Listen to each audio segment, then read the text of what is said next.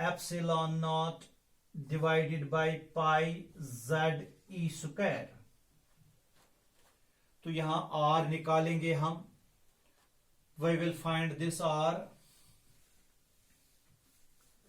तो यहां से हम आर निकालेंगे, R will be equal to N square H square epsilon naught divided by pi M, यहां आएगा Z E square. Let me check it first.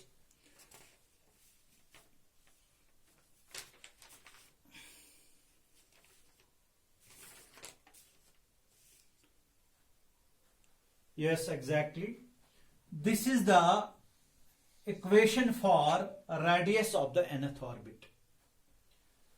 Say we will write it here n, nth orbit. Clearly, epsilon naught constant 8.85 into 10 raised power minus 12 newton metre square पर coulomb square. इसका positive आएगा, इसका negative, इसका negative. Yes, और H भी पता है 6.625 into 10 raise power minus 34 joule second. M is mass of electron, it is 9.1 into 10 raise power minus 31 kg। बाकी चीजें भी आप जानते हैं। जेड और एन ये सबस्टिट्यूट नहीं होगा, बाकी सारी चीजें सबस्टिट्यूट होंगी। So after substituting all these values for the electron we get R N equal to 0.529 into, यहां एन स्क्वायर रहेगा, नीचे जेड रहेगा और ये एंगस्ट्रॉम में होगा।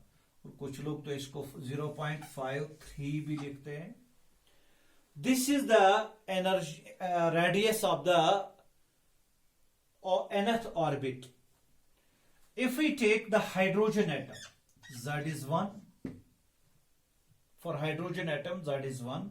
And for hydrogen-like atoms, for example, helium positive, Z is here 2. Lithium 2 positive, Z is 3. Electron is only 1. They are hydrogen-like species. This is the equation valid for them. And if we take the first shell, that is n equal to 1. So what will be the radius of the first orbit of the hydrogen atom? It will be R1 equal to 0.529 angstrom. And this is an important value, we write it here a not.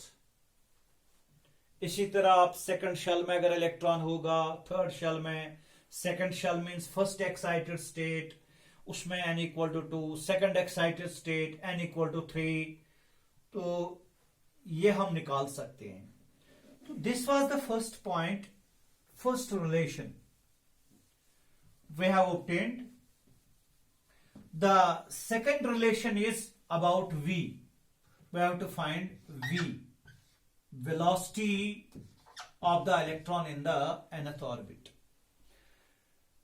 Again we will write mvr equal to nh by 2 pi. Simply we will substitute here r. R is equal to epsilon naught n square h square divided by pi m z e square. You derived it just now. So we will substitute here m into r, v के बदले, sorry, m into v, r के बदले epsilon naught n square h square divided by pi m z e square is equal to nh by 2 pi. तो यहां क्या है, m और m cancel हो गया, पाई से पाई मर गया, और कुछ यहां n इस n के साथ कैंसिल हो गया, एक h, यहां h खत्म हो गया, और कुछ, तो यहां v into epsilon naught N H divided by pi, नहीं पाई तो खत्म हो गया, Z E square is equal to N H pi, it is 1/2। तो यहां से v निकालेंगे, क्रॉस मल्टीप्लाई कर देंगे, we will get v equal to Z E square divided by epsilon naught, twice तो पहले आएगा, twice epsilon naught, twice epsilon naught N H. So this is the equation for the velocity of the electron in the nth orbit। तो मैंने यहां n लिखा है इसको nth orbit के लिए। तो इसके वैल्यूज जब हम देते हैं, E के वैल्यूज एप्सिलॉन नॉट H के, we get 2.18 into 10 raised power 6 Z divided by n metre पर सेकेंड, मीटर पर सेकेंड।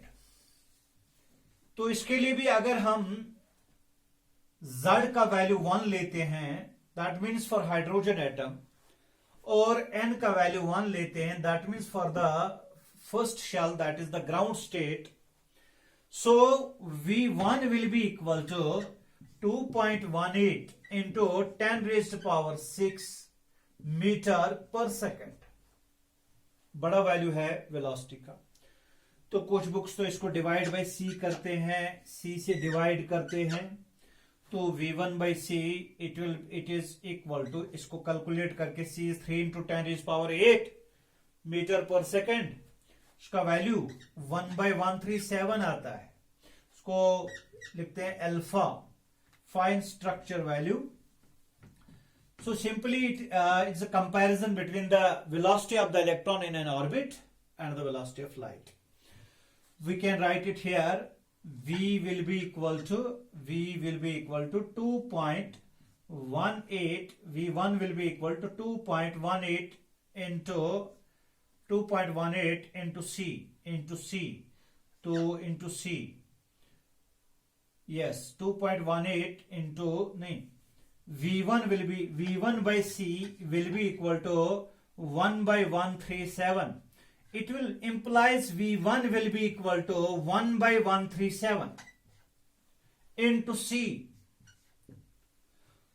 तो अगर हम N भी इसमें रखेंगे, हाइड्रोजन एटम रखेंगे, लेकिन N the shell number, the energy state, we will find V will be equal to 1/137 into C divided by N। तब तो यहां N लिखना पड़ेगा। So this is the expression for the velocity of the electron in the orbit. Third equation, third point is that we have to find the expression for, मेरे ख्याल में आज इतना ही पढ़ेंगे। Thank you.